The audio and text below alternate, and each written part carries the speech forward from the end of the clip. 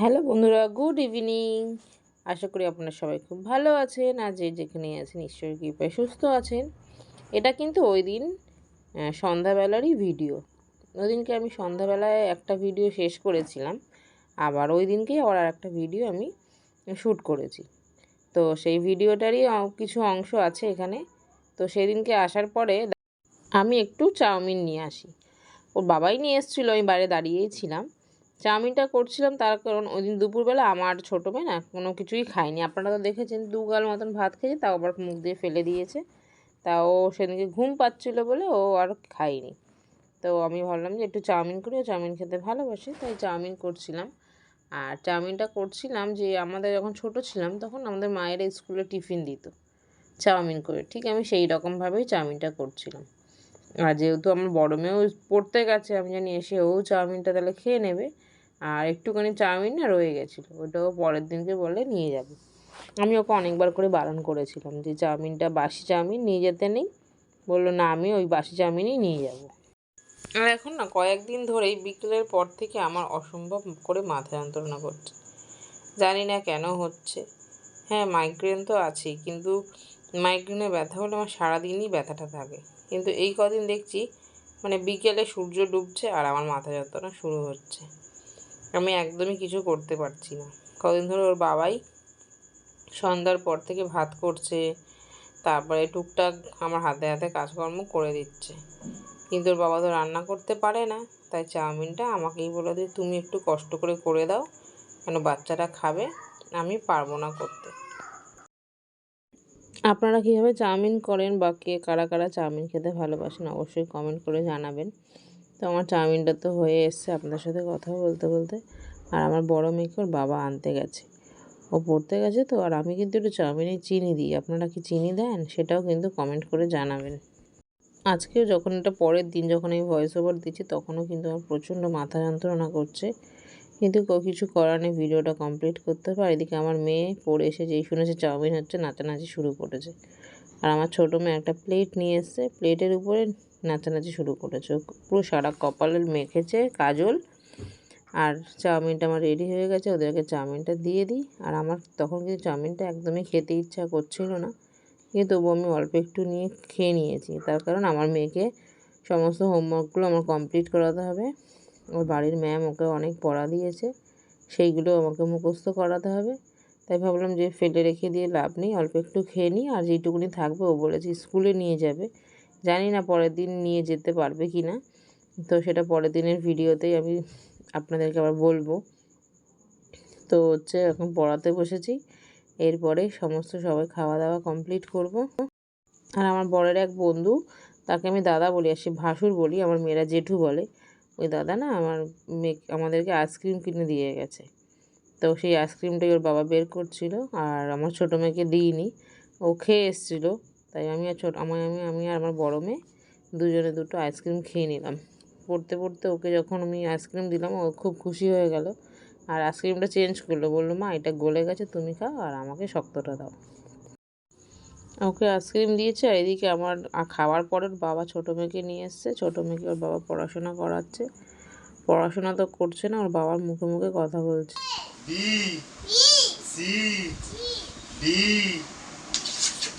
বলো ই।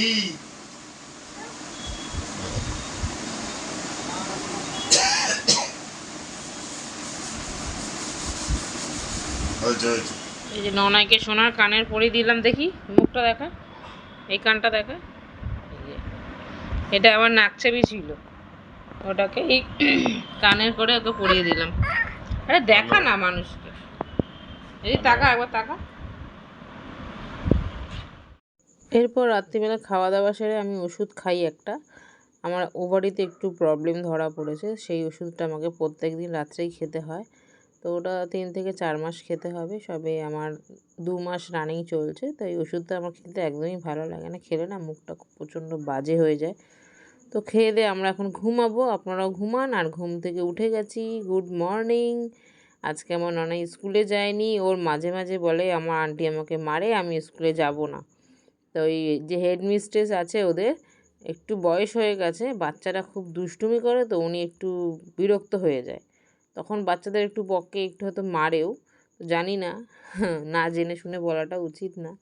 তো ওই জন্য বলছে আজকে আমি স্কুলে যাব না। আর সকালবেলা দেখলাম উঠে আমার বড় মেয়েকে চাউমিন গরম করে দিয়েছে। ঘুম থেকে উঠে দেখলাম ওর বাবা চাউমিন গরম করে দিয়েছে। আর আজকে যেহেতু মঙ্গলবার, আমাকে আবার সমস্ত কিছু ভালো করে মুছে পরিষ্কার করে নিতে হলো। আর আমার ঘরে না কোনো গ্যাস লাইটারটাও নষ্ট করে দিয়েছে আমার ছোটো মেয়ে। আর মাচিসগুলো আমি খুঁজে কোথাও পাচ্ছি না। তো বাধ্যতামূলক আমি চা খাবো, প্রচুর মাথা যন্ত্রণা করছে। তো ওই মিস্ত্রি দাদা যারা কাজ করছে তাদের থেকে লাইটার নিয়ে এসেছি। তাই আমার মেয়ে সেটাই বলছে যে মা আমি দিয়ে দেবো।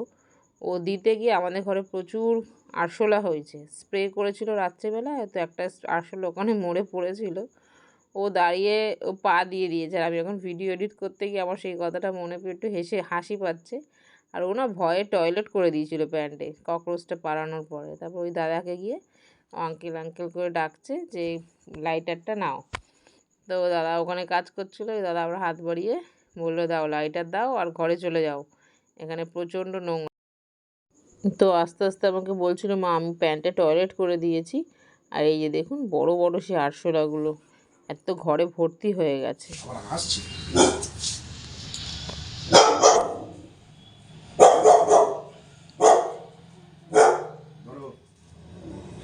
আস্তে করে নিয়ে তো আবারও আমি দাদার কাছে মোমবাতি জ্বালিয়ে নিচ্ছিলাম, আর আমার মেয়ে জ্বালাচ্ছিল। ও আনতে গিয়ে তাই আমি বললাম নিভিয়ে দিস না, সত্যি সত্যি নিভিয়েই দিল। আর এদিকে আমি করেছি আজকে আলু চচ্চড়ি আর রুটি। কোনো সবজি ছিল না ঘরে, ওর বাবা সেরকম কোনো সবজি এখন আবার নিয়ে আসছে না কদিন ধরে।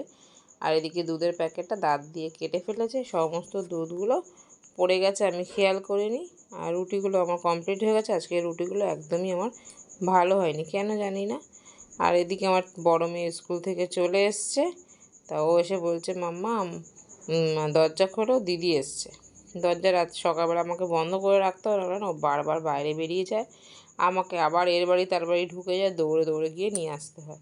আর ওর বাবা ওর জন্য একটা ম্যাজিক ট্যাবলেট নিয়ে এসছে, মানে ম্যাজিক স্লেট কি বলে ঠিক মতন আমি জানি না। তো ওটা পেয়ে দেখুন ও কি খুশি হয়েছে। তো রান্নার সমস্ত কিছু জোগাড় করে নিই, তারপর আপনাদেরকে দেখাচ্ছি আজকে কী রান্নাবান্না করবো। আমার বরের খাওয়া হয়ে গেছে, মেয়েদেরও খাওয়া দাওয়া হয়ে গেছে, আমি সমস্ত রেডি করে তারপরে খাওয়া দাওয়া করব। এখন আমি একটু পনির করব, ফুলকপি আলু দিয়ে পনির। তো মাথা যন্ত্রণা করছে, আজকেও ভালো লাগছে না। ভাবছি মা থাকলে মায়ের কাছে চলে যেতাম, যে মা আমার প্রচণ্ড মাথা যন্ত্রণা করছে। বিয়ের আগে আমার প্রচণ্ড মাথা যন্ত্রণা করতো, যখন মা বেঁচে ছিল তখন মা বলতো একটু ঘুমা মাথা যন্ত্রণা কমবে, কিন্তু তখন না প্রচুর খেলতে ভালোবাসতাম। আর এখন ঘুমানোর জন্য সময় খুঁজি, সময় আর পাই না। তাই সময় থাকতেই যদি সব কিছু হয় না, সময়ে চলে গেলে আর সেটা আর পাওয়া যায় না। তো কী কার করবো, কিছু করার নেই। এই কষ্ট নিয়েই সংসারে সমস্ত রান্নাবান্না সমস্ত কিছু করতে হবে। আর এদিকে দেখুন আমার ফুলকপি আলুটা সিদ্ধ হয়ে গেছে, একটু ভাপ দিয়ে নিয়েছি। আর এই মশলা কী নিয়েছি আপনাদের তো দেখালামই। আদা, 2টো কাঁচা লঙ্কা, 8-10টা কাজু আর 1 চামচ পোস্ত আমি ভালো করে বেটে নিয়েছি। এরপরে কড়াইতে তেল দিয়ে দিয়েছি, ফুলকপি আলুটা ভাজবো। ফুলকপি আলুটা ভালো করে ভেজে নিয়ে একটু নুন হলুদ দিয়ে ভাজবো। নুন হলুদ দিয়ে না ভাজলে না কালারটা ভালো আসে না, তাই একটু নুন হলুদ দিয়ে ফুলকপিটা ভেজে নেব। এরপর ফুলকপি আলু ভাজার তেলেই আমি পনিরগুলোকে ভালো করে ভেজে নেব। আর আমি পুরো রান্নাটা না সর্ষের তেলে করেছি।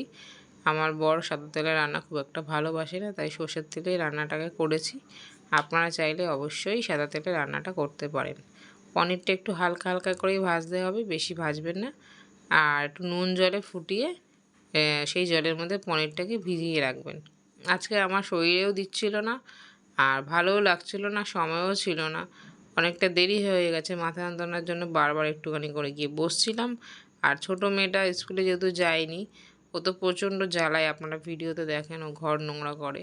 তো সেই কারণে আমার আজকে প্রচুর দেরি হয়ে গেছে। আপনারা অবশ্যই একটু জলে ভিজিয়ে দেবেন, তাহলে কিন্তু পনিরটা নরম থাকবে। আর একটু তেলটা কমে গেছিলো, আর একটু তেল দিয়ে দিলাম। তেলের মধ্যে এবারে সমস্ত রকম গোটা মশলাগুলো ফোড়ন দেব। 2টো তেজপাতা, শুকনো লঙ্কা আর একটুখানি জিরে, আর একটু গোটা গরম মশলা, 2টো এলাচ, একটু দারচিনি, একটু লবঙ্গ ফোড়ন দেবো। ফোড়নটা একটু ভাজা ভাজা হয়ে আসলেই যে মশলাটা বেটে রেখেছি সেই মশলাটা দিয়ে দেবো। আর মশলার বাটিটা ধুয়েও সামান্য একটু জল দেবো, কেন কাজু পোস্ত তো ওটা বাটির মধ্যে লেগে গেছে, ওটা একটু ধুয়ে জল দিয়ে দেবো। এরপর ওই প্লেটের মধ্যে পরিমাণ মতো নুন, সামান্য একটুখানি হলুদ, আপনারা চাইলে হলুদটা নাও দিতে পারেন, কিন্তু একদম সাদা সাদা তরকারিটা ভালো লাগে না। ফুলকপি আছে যেহেতু, সেই জন্য সামান্য একটুখানি হলুদ দিলাম আর একটু কাশ্মীরি লঙ্কার গুঁড়ো দিয়ে আবারও ওই মশলাগুলো আমি রেডি করে রেখে দেবো। আর দেবো জিরে গুঁড়ো 1/2 চামচ আর ধনে গুঁড়ো 1/2 চামচ মতন দিয়ে। আপনারা অবশ্যই সবজি এবং পনিরের পরিমাণটা বুঝে মশলাটা দেবেন।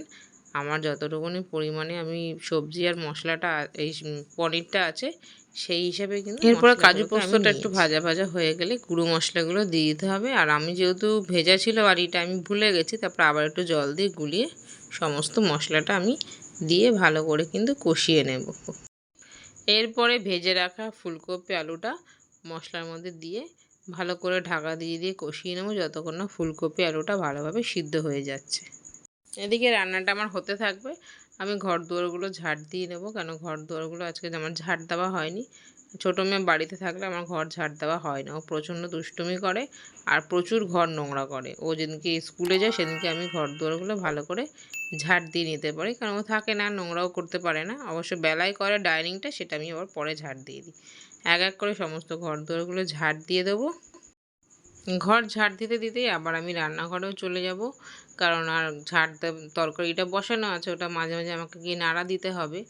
আর এদিকে তরকারিটা আমার ভালো করে কষানো হয়ে গেছে, আমি পরিমাণ মতন জল দিয়ে দেবো। আপনারাও যেরকম পরিমাণে ঝোল রাখতে চান সেরকমই কিন্তু জল দেবেন। এরপরে 1 চামচ চিনি দিয়ে দিলাম, একটু মিষ্টি মিষ্টি হবে। আর আমি একটা কথা বলতে ভুলে গেছি, আপনারা যদি দই মগজদানা দিতে চান অবশ্যই কিন্তু দিতে পারেন। তারপরে তরকারিটা আমার হয়ে গেছে, আমি 1 চামচ ঘি আর একটু কাসুরি মেথি হাতে ডলে আমি দিয়ে দেবো। আপনারা যদি চান গরম মশলার গুঁড়ো দিতে পারেন, আমি ভুলে গেছি ওই যে মাথা যন্ত্রণার জন্য। আমি একদমই, আমার আজকে রান্নাবান্না কিছু করতেই ভালো লাগছিল না। আর দুটো বাচ্চাকে নিয়ে এই মাথা যন্ত্রণার মধ্যে ঘরে সংসারে কাজ করাটা না সত্যিই সহজ ব্যাপার হয়ে ওঠে না। রান্নাবান্না কমপ্লিট, এবারে যাব ঘর মুছতে। একটু সার্ফ দিয়েছি, একটু ফিনাইল দিয়ে দিলাম, দিয়ে এবারে ঘর মুছবো। প্রথমে ঠাকুর ঘরটা মুছবো, কারণ আমার মেয়ে পুজো দেবে এখন। কি করছো নানাই? তুমি কি খাচ্ছ? নকুন দানা খাচ্ছ? পড়াশোনা করছো না, ওটা কি আঁকি বুকি করছো? ঠিক আছে, তুমি আঁকি বুকি করো, আমি ঘরটা মুছে নিই। হ্যাঁ, এবার এই ঘরটা মুছবো। তরকারিটা নামিয়ে কিন্তু আমি ঘর মুছতে গেছিলাম, আমি বলতে ভুলে গেছি। এরপরে খাওয়া দাওয়া করে একটু শুয়েছিলাম, কিন্তু শুতে পারিনি। আমার ভিডিও ডেসক্রিপশান এগুলো কিছু এডিট করা হয়নি বলে সন্ধ্যাবেলা 1 কাপ চা নিয়ে বসে পড়লাম। আর রাত্রে আমি পরোটা বানিয়েছিলাম, ওরা সবাই পরোটা খেয়েছিল, আমি ভাত খেয়েছিলাম। গুড নাইট, সবাই ভালো থাকবেন, সুস্থ থাকবেন, বাই বাই।